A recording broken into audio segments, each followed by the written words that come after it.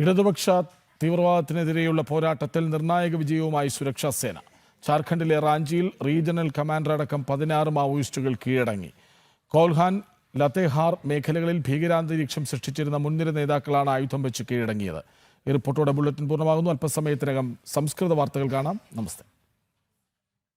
Red കോറിഡോറുകളിൽ Maoist വേരുകൾ പൂർണ്ണമായും പിഴുതെറിയുവാനുള്ള കേന്ദ്ര സർക്കാരിന്റെയും സുരക്ഷാ സേനകളുടെയും നീക്കങ്ങൾക്ക് വലിയ മുന്നേറ്റം. കോൽഹാൻ, ലാത്തേഹാർ മേഖലകളിൽ സജീവമായിരുന്ന 16 പ്രമുഖ മാവോയിസ്റ്റ് കേഡറുകളാണ് റാഞ്ചിയിൽ ഔദ്യോഗികമായി കീഴടങ്ങിയത്.